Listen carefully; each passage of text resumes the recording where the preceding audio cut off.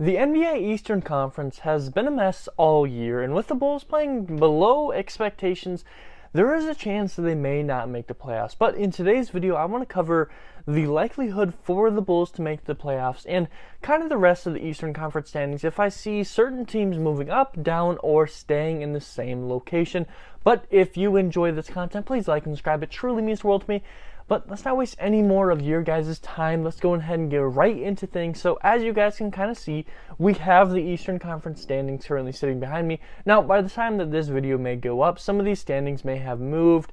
But nonetheless, I don't think that's going to affect the video because of the fact that we're covering everything that's kind of happened and what I expect for each team to do through the remainder of the year. Now, this video is kind of centralized around the Bulls, but I think nonetheless it kind of covers the entire Eastern Conference. Most of these teams, actually pretty much all these teams, made some moves at the deadline, with only the Cavs and the Bulls not making moves. And I think only the Bulls are the teams that hasn't made a current buyout at this current moment. Now, some may have changed by the time this video goes up. But let's break down these seeds 1 through 12, because I think all the way until like the 12th seed with the Pacers are teams that potentially could make the playoffs. After that, with the Magic, Hornets, and Pistons, I just don't see them breaking into the playoffs. Now, potentially the Magic could, because they're only one win below the Pacers, and they did just beat the Bulls. But there's something about it that just makes me think that they won't. If it comes down to late in the games, or late in the season, they're on the chance. I think they would rather lose the games for lottery than to win the games. So 1 through 12, we're going to be breaking down each team, what they did at the deadline, and how I expect them to do through the rest of the year. Now, the Eastern Conference is a little bit of a top-heavy conference in the sense that the Celtics, Bucks, Sixers, and kind of the Cavs are all really, really good teams, and the rest of the conference isn't amazing. But nonetheless, there is movement that could occur through the entire conference. First, let's start with the Celtics, who currently sit at the number 1 seed. Now, they are a great team, and they're among the favorites to, make a run at the finals among the entire league. But they are dealing with some injuries. Marcus Smart has now missed, I think, 9 straight, maybe even 10 straight at the time of this video going up. Brown's injury is on an unknown timeline. Horford's dealing with injuries. We just saw Jason Tatum miss a game here. There's a lot that's going on with the Celtics now. I think they're a really, really good team, but with all these injuries and unknown timeline and some really, really important players for them and a really tough Eastern Conference, I could see them falling down a little bit, and I actually kind of expect them to fall, but they're going to remain in the top 3. I could potentially see the Bucks taking that 1 seed by the time the season ends. Now, I could see the Celtics, and I wouldn't be surprised if the Celtics are still the number 1 seed, but I kind of see them potentially ending up as that 2nd seed instead because of all the injuries that are occurring at this current moment, but certainly not falling down that much. For the Bucks have been dominant all year and thankfully haven't dealt with too many injuries and not a whole lot's been going on, but they made no major moves at the deadline to get better or to get worse. But you do have Giannis Antetokounmpo, who is on pace to be MVP candidate. Now, I don't really know if he's going to win it, but that's enough for them to remain a top 3 team. Now, I think they could move into that 1 seed, but I think top 3 is a pretty much guarantee for them. Like I said, these top 3, top 4 teams, not a whole bunch to talk about. So we're moving through them a little bit quicker than some of these other teams down the list. The 76ers, they've looked good.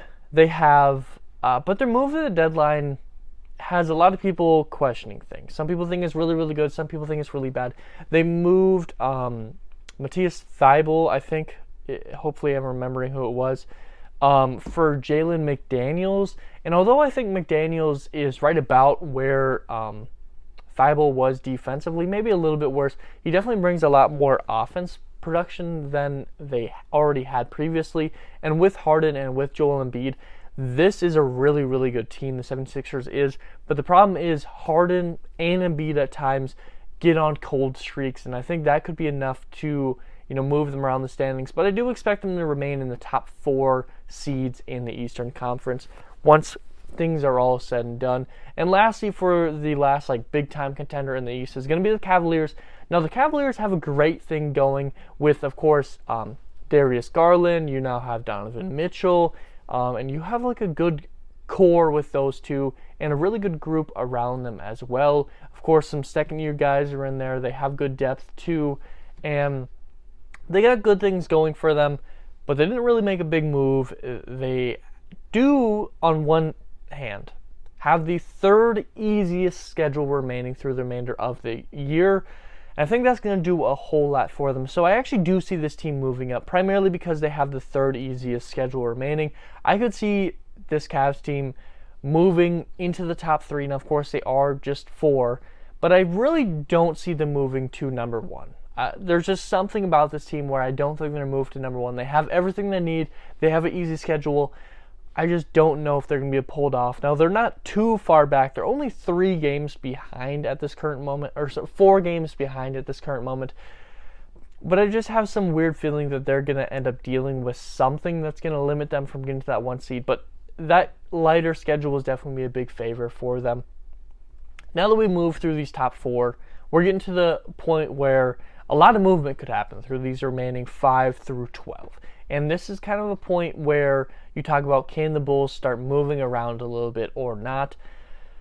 First, let's start with the Nets. Now, the Nets made a huge move at the deadline too, actually, as we all know. They moved away from Kyrie and Kevin Durant, and that 100% is going to move this team down. This team is nowhere near 5th seed potential, but they are, 11 games above 500. They have a really, really good buffer, and their team is not horrible. They have guys that could win and even be right around 500, if not potentially a little bit above 500. So I just don't see a world where the Nets remain in the top 6 seeds. I could see them in the play-in. I could also see them falling all the way out of the playoffs. Going back to the Bulls, I think the Bulls are going to be right next to the Nets, whether they're above or below is all going to depend on how the remainder of this Nets team kind of works through. I don't think this Nets team is going to be as bad as a lot of people expected after these trades, but they're certainly not going to be in the top 6, likely going to be in the bottom half of the play-in. Now the Heat made no big moves they made no moves at the deadline. Was it the Heat or the Cavs that made no moves? I know the Bulls didn't, but they didn't make any big moves, but they have players that can work enough. And I think it's a little bit of a surprise that they're at the 6th seed with what they have. You have Jimmy Butler, you have Bam, who just became a first-time All-Star, I think. You have Tyler Hero, but you are dealing with some injuries. You don't have Kyle Lowry. You don't really know when he's in return. You don't have a point guard that can really fill that starting role. Potentially in the buyout, you go after somebody that can do that for you. But there's just not a whole lot going for you through all of this. And they also have the 4th hardest remaining schedule in the entire league, which is going to be a huge problem for them, especially with the injuries as well as just a tough schedule is never a good sign. Now, because of that 4th hardest difficulty, I could see this team, moving down in the standings into the play-in. I'm not sure if the Bulls are going to be able to overtake them. They do currently have a 5.5 game lead on the Bulls, and there's only a quarter of the season left. So it's enough that maybe the Bulls, if they're playing at the level they are now, aren't going to be able to overtake them. But I could see the Heat falling into the play-in. I kind of expect them to fall into the play-in, and maybe in the bottom half, more likely in the top half. But the Heat, I see them kind of going down. Knicks are your next team. Now, the Knicks kind of were a surprise, opposite of the Heat. The Heat were surprised that they were in this level down, and the Knicks kind of jumped up. Now, they did bring in Jalen Brunson, who I think was a big improvement. Potentially could be an all-star this weekend because all the injuries that are occurring, and I think well-deserved. But with, Mitchell Robinson missing some time still, the Knicks have the 6th hardest remaining schedule. I could see this Knicks team falling further down. They are currently in the play-in. I could see the Bulls potentially jumping over the Knicks because of the fact that they have such a hard schedule remaining. They're missing their starting center. And, we've seen periods where their number 1 guy, last year was a prime example of that, where Julius Randle just wasn't good, wasn't playing at a top level. If he falls into that, this team could quickly start falling down the standings. I could see the Bulls jumping over the Knicks quite potentially. Next, you have the Hawks. Now, the Hawks really haven't meshed well. You bring in DeJounte Murray to pair with, of course, your number 1 guy in Trae Young, but they just really haven't got it going. And And there was a couple trades that were connected to the Knicks, and you hope to see them go through it and move away from John Collins. They did make some trades to bring some guys in. I think they brought in Sadiq Bey if that trade still went through. But they do have the 8th most difficult schedule through the remainder of the year. They are in a tough spot. They're not meshing quite well. They are the A seed. The Hawks are just really, really in a tough spot for me because they have everything to be a good team. So I could see them moving up. I could potentially see them going up and taking that Heat spot. I think maybe them or the Raptors could be the most likely to take that spot from the Heat. But at the same time, I could also see the Hawks trickling down. If the Bulls can get a little bit better, I could see the Bulls taking them. But at this current place, I think the Hawks will edge out the Bulls, and I think maybe could move to that 6th seed, but I could also see the other way around, them falling down the standings. Now, next you have the Raptors, who kind of jumped a little bit here. They were sitting at that 11th seed not too long ago, but the Raptors have surprisingly not done well. They have a really good thing going for them. They have Fred VanVleet. They have OG Anunoby. They have guys that should be able to work. Pascal Siakam, but it just wasn't seeming to work. Now, they have improved since trade deadline, and I think that is a good sign for them now, sitting at the 9th seed versus the 10th seed. And they didn't make a huge trade. They brought in a guy that can really be that center for them and run more of a normal setup instead of a lot more small ball with Pascal at your center. Now he can be your power forward, where I think he belongs.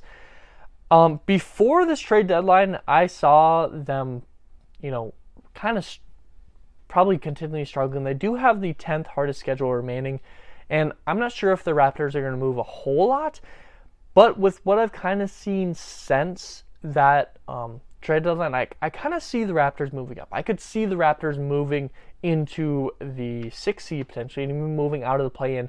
Now, I wouldn't be surprised if they remain around the spot, but before I thought the Bulls could remain above the Raptors, I think the Raptors are going to end up above the Bulls at this current moment. Now, trek back a little bit back. The Wizards, who are currently your 10th seed, just jumped over the Bulls, who were the 10th seed at the trade deadline, or right after it.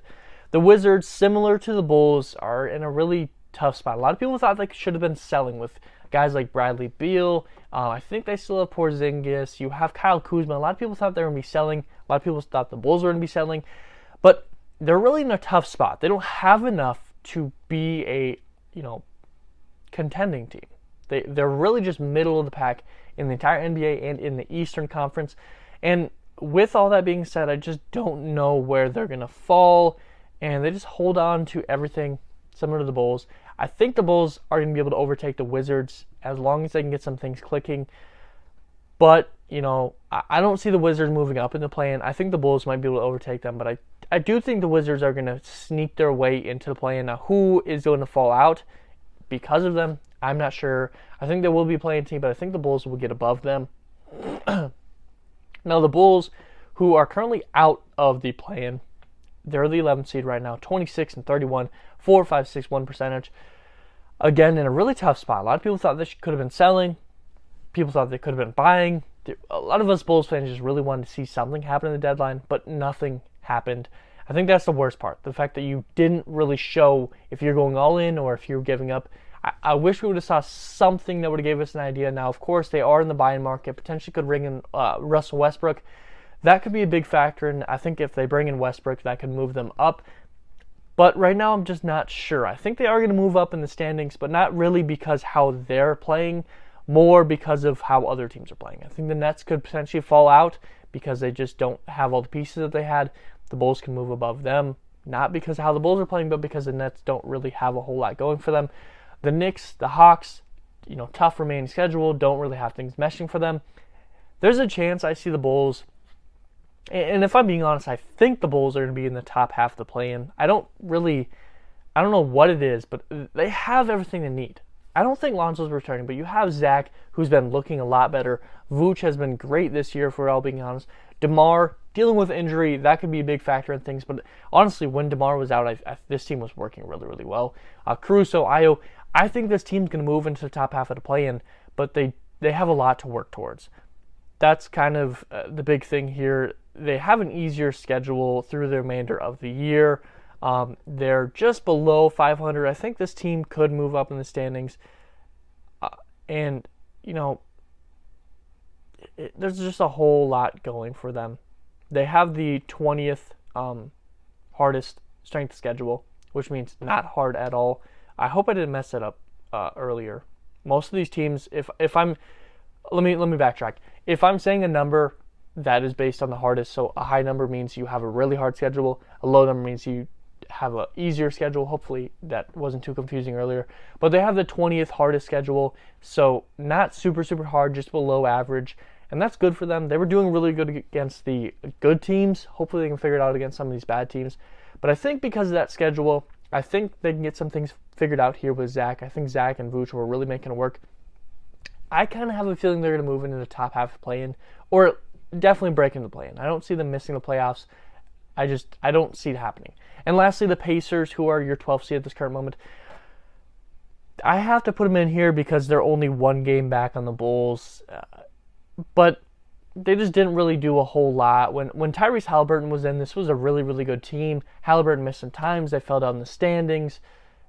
It all kind of depends on him, but I don't think they have enough on the roster to make it into the play-in. I think they would rather end up in the lottery. The players don't, but I see them ending up in the lottery more than anything.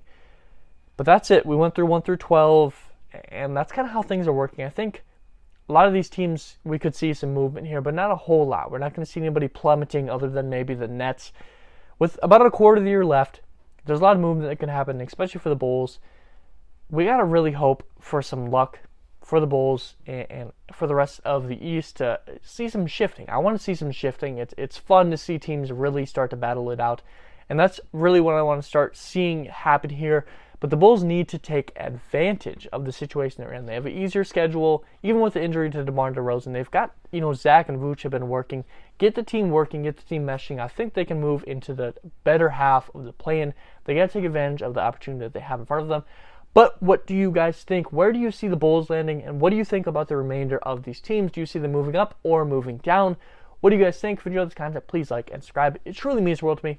And as always, I hope to taught something today. Hope it made you smile. Hope you laughed. Some really important to me. Affects my day in a great way. And as always, you guys all be safe.